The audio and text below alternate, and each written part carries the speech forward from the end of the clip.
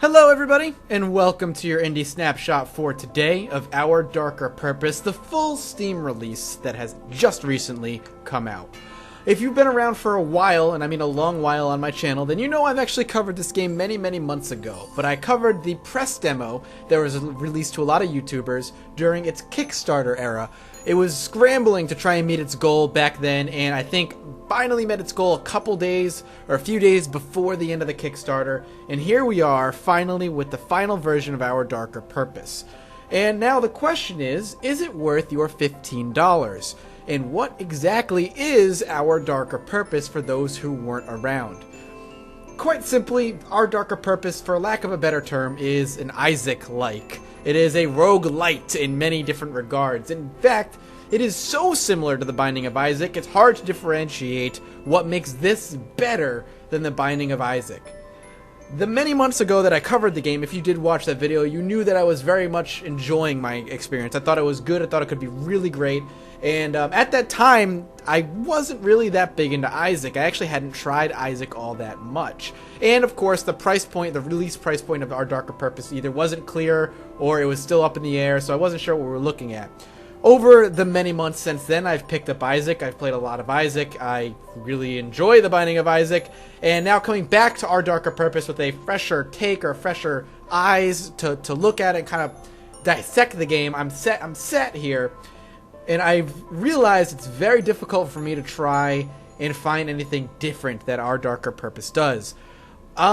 It is stupidly similar how Our Darker Purpose is to The Binding of Isaac. And that's fine. I welcome games that draw incredible inspiration from other more successful games. And, I'm totally okay with games cloning other games because it happens all the time.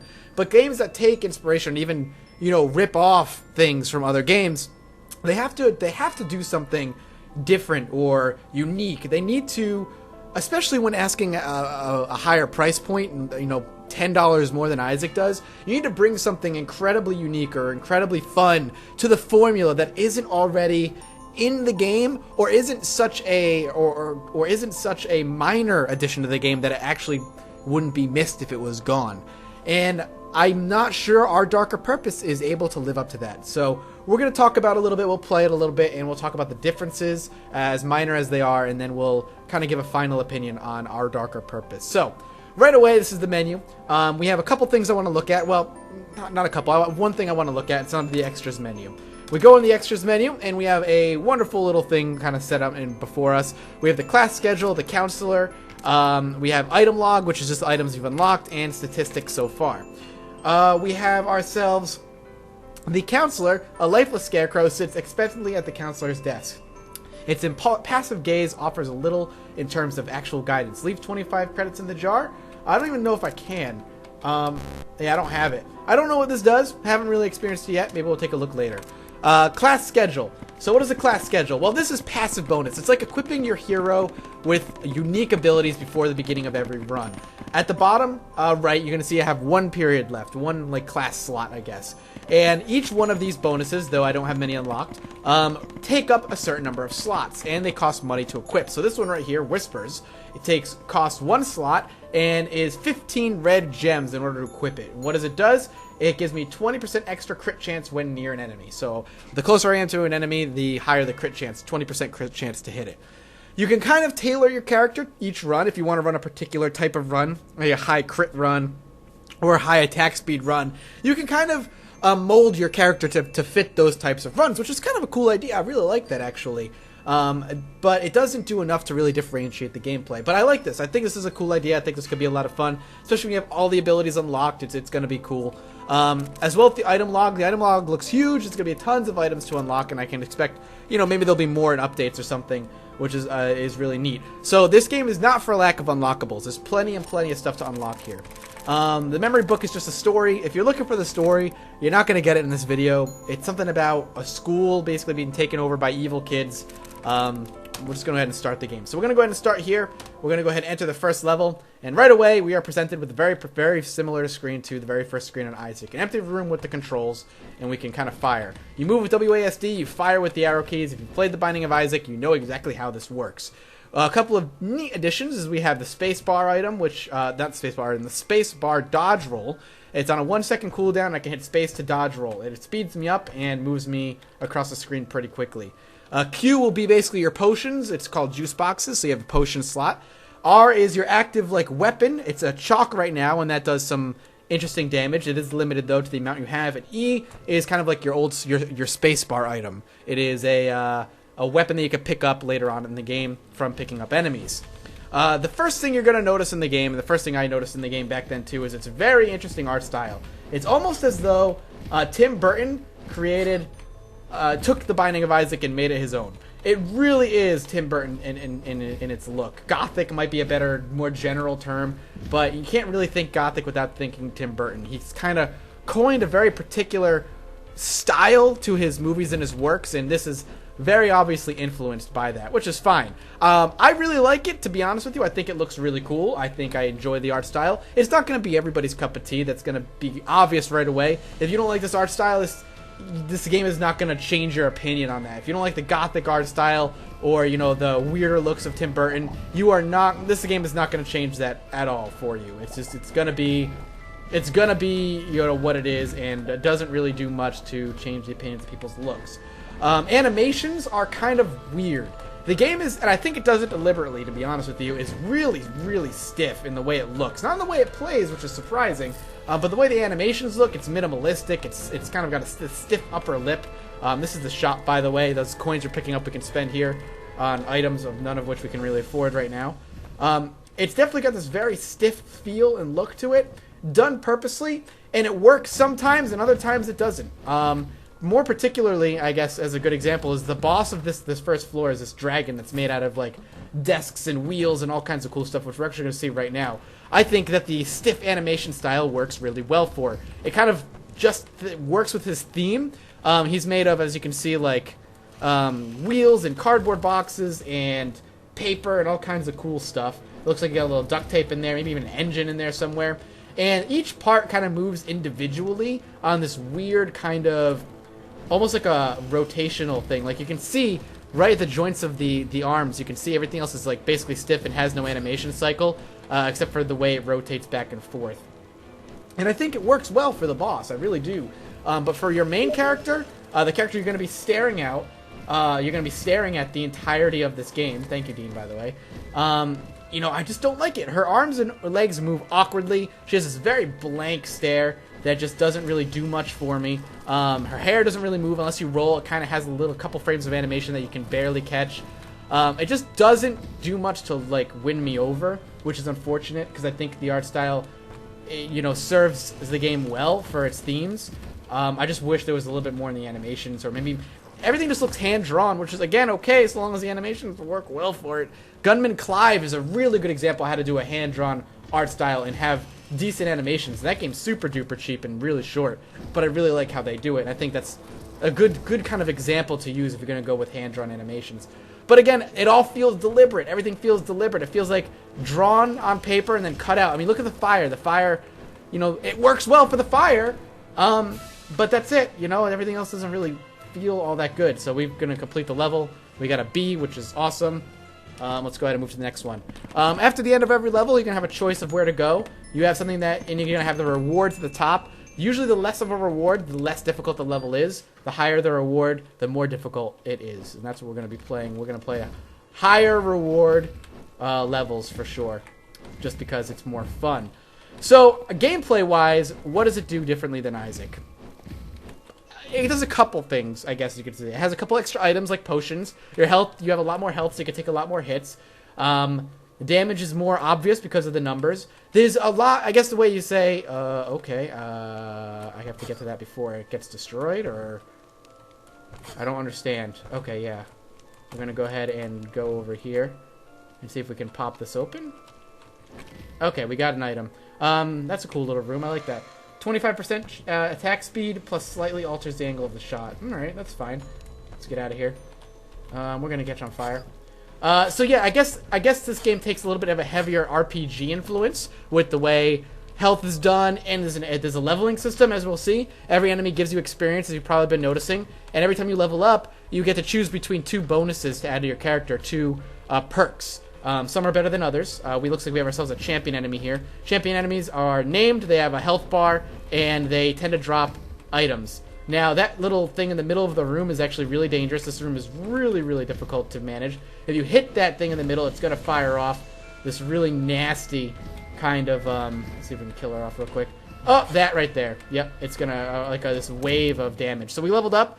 We're going to get 25 life, and juice boxes permanently increase health by 5, or 10 damage, and enemies are twice as likely to drop chalk. Actually, both of these are really good. Let's take the life one. We'll go ahead and take these. So the leveling mechanic is actually nice. I really like that. I think it's interesting. And it helps balance the fact that there's no item rooms in the game. Something that, you might expect for playing Isaac Likes. 10% range, not bad. Isaac Likes is that, you're used to an item room, which, typically does... Let's go ahead and drink some stuff here. Which typically, the item rooms act as, I guess, as the leveling mechanic that this game has. So without an item room, you need something that's going to compensate for the lack of items that you may or may not receive. And the leveling mechanic does just that. But again, you can replace it with an item room. It all functions essentially similar. Granted, you could, if you're grind out or you get a room that you get a little bit lucky in Our Darker Purpose, you could find a room that presents you with a little bit more experience. But generally speaking, it's not different enough to warrant, saying, well, this is unique or this is kind of cool, because it's not all that unique. It's just taking away an element of the Binding of Isaac and replacing with something that's relatively similar. It's slightly different, but mostly similar, and I just don't... Oh, that's going to be the boss. We're not going to go in there quite yet. We're going to do a little more exploring. I just don't see it as again, amazing, or as different enough. And especially with the game running $15, that's another thing that I have to keep looking back, especially if this is going to be your first kind of rogue-like or rogue-lite experience. You could go with Our Darker Purpose for $15. It's $11.99 on the first week.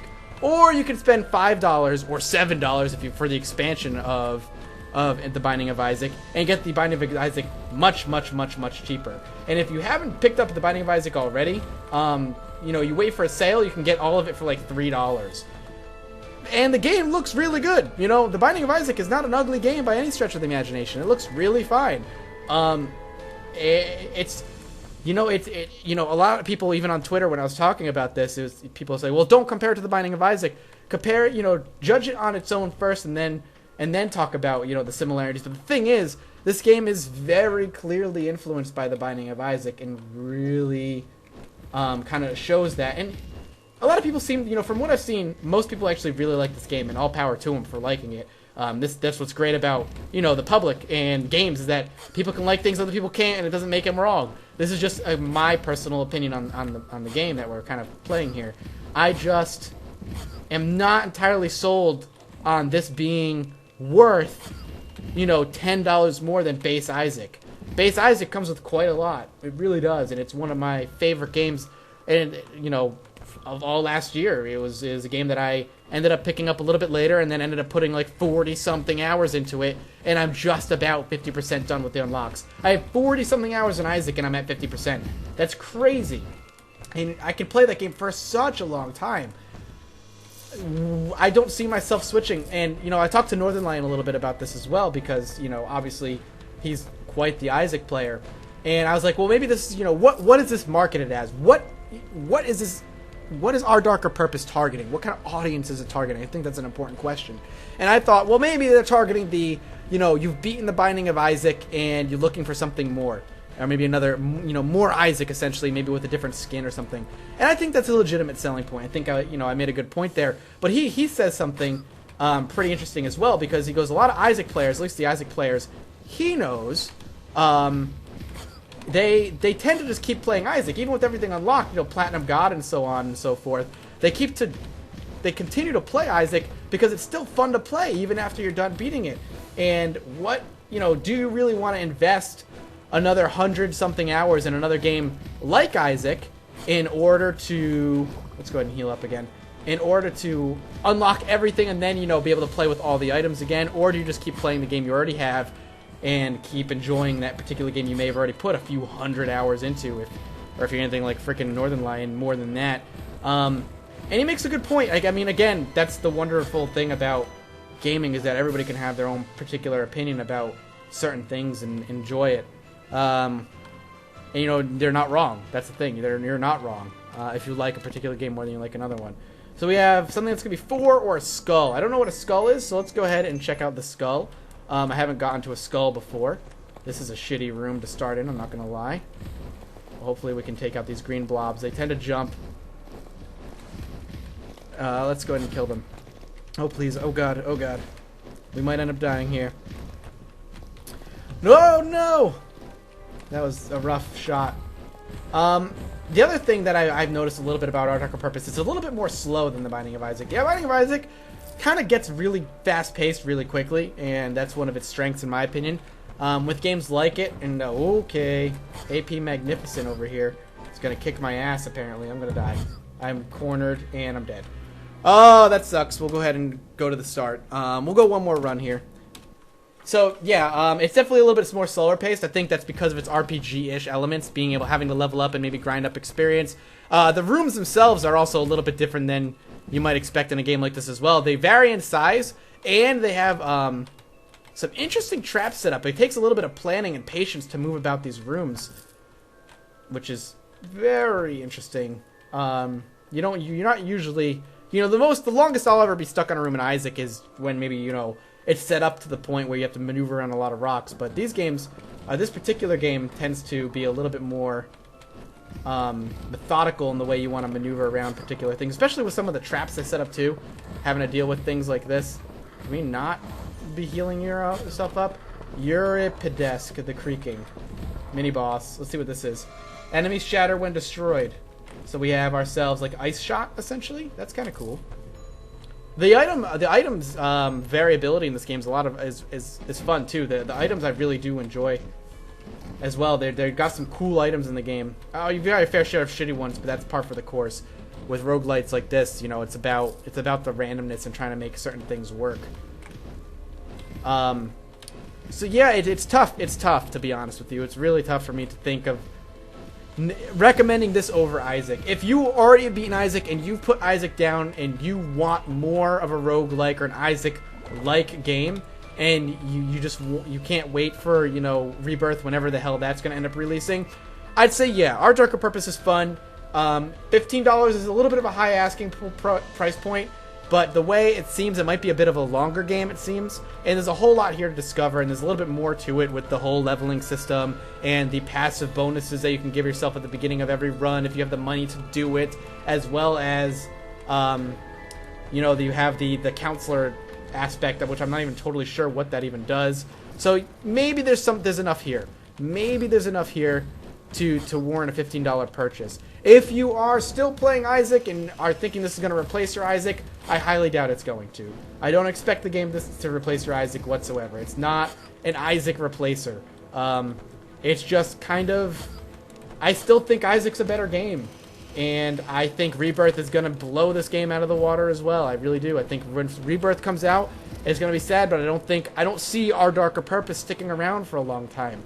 I think Our Darker Purpose is going to be around. Maybe there's going to be people playing it for a little bit. But, you know, come 6 months from now, if Rebirth is out at that point, yeah, you're not going to be seeing much more of Our Darker Purpose. I just don't think it's going to be at the top of any sellers list, or be something you're going to see regular series on YouTube of, or something you're going to pick up and play for hours on end, like I know a lot of people can do, and I have done with games like The Binding of Isaac. And I know it sounds like I'm comparing it to The Binding of Isaac a lot, and...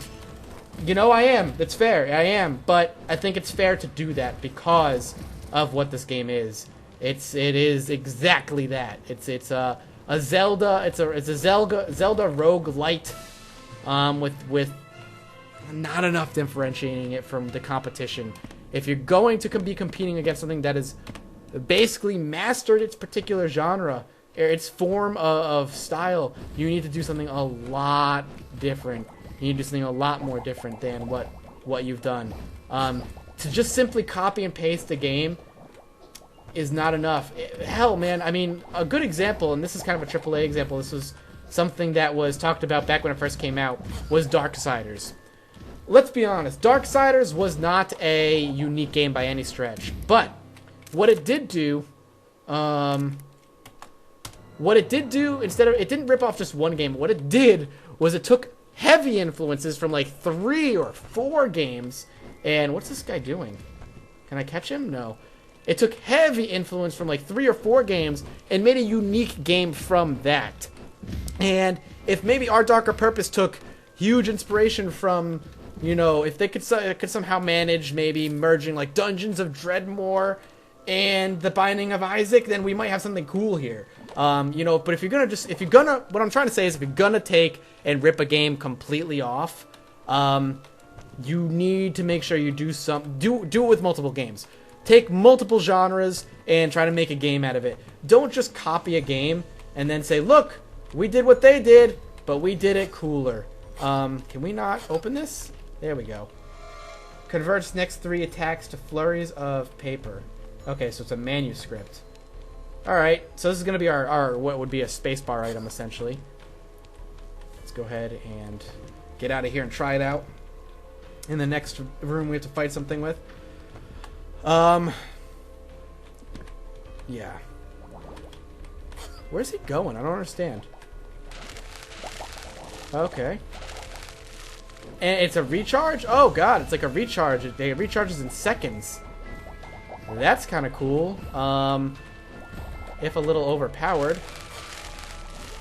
I guess it's like piercing shots and stuff. So we could just kind of... He's going to drop an item too, which is good.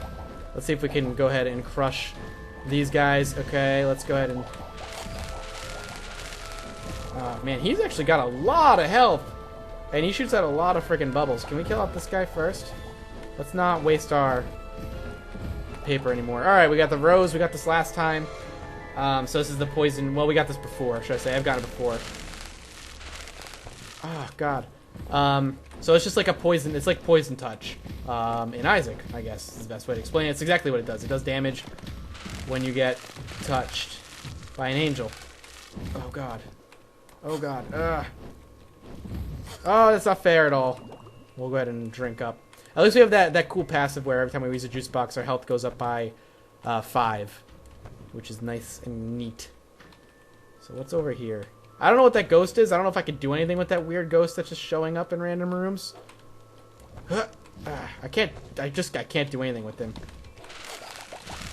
Okay, so it actually does less damage on its individual shots, but it's like a spray attack. That could be kind of cool. It's good in rooms with a lot of enemies, I would assume, be the best way to use it.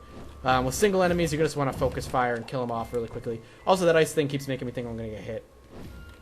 I don't understand at all what you're doing, good sir. Can we... Ow. Alright, let's finish off this room. Let's see how well this run ends up going, and then we'll move on. I think I've said pretty much everything I could say. I mean, if you... It's... The thing is, if I hadn't played Isaac and this had come along, it'd be really good. And I'm having a hard time saying... It's bad because it's not. That's the thing you have to understand too. What empowers juice boxes? Sure, let's buy it. Let's buy it. Our juice boxes now heal for more, presumably. That's the thing. That's why I'm having such a hard time because it's not a bad game. I'm having fun with it, but like a lot of the best comparison I can have is like every time I go play a new MMO, right? I'll go play something like Star Wars, the new Star Wars, not the old ones, because Galaxies. I miss you already, Galaxies. You know, games like that, I play them, right? I get really excited, and I'll go in and I'll play them, and I'll play them for a while. What was the most recent MMO I did that with? Oh, Final Fantasy XIV. Final Fantasy XIV is an MMO I just recently did this with.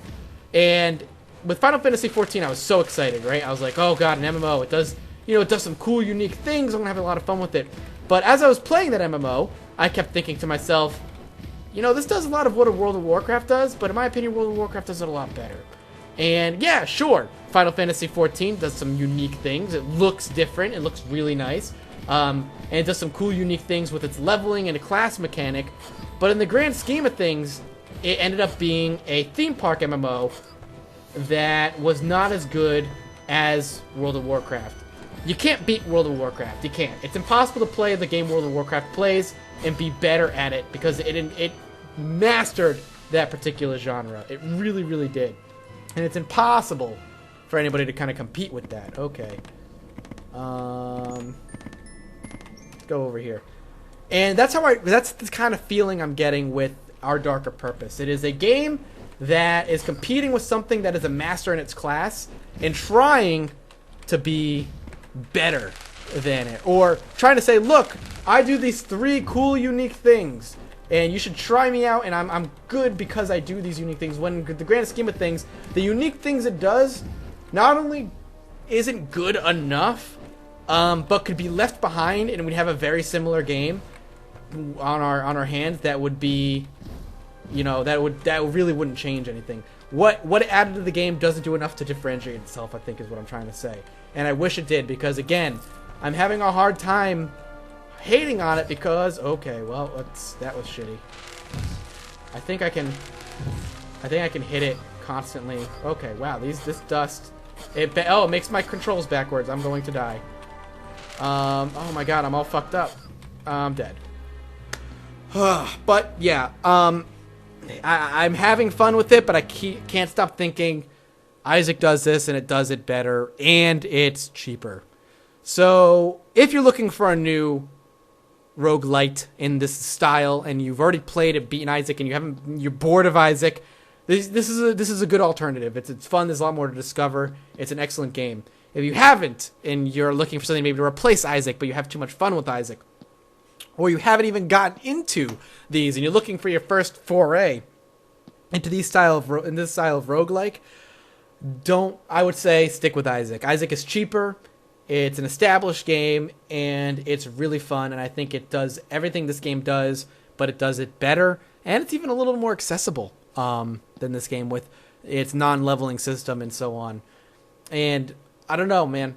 It's hard for me to say definitely pick up Our Darker Purpose, and I'm going to leave it at that. It is an interesting game that has a competitor that does everything better. So thank you guys so much for watching. I hope you enjoyed this Indie Snapshot. If you have, dropping a comment. I'm really interested to see what you guys think of this game, because I've heard a lot of positive things about the game. People really are enjoying it. But drop a comment below and let me know what you guys think of it. And if you enjoyed it, make sure you hit that like button. And if you haven't already, hit that subscribe button for daily videos a lot like these. And I'll see all of you guys next time. Bye-bye.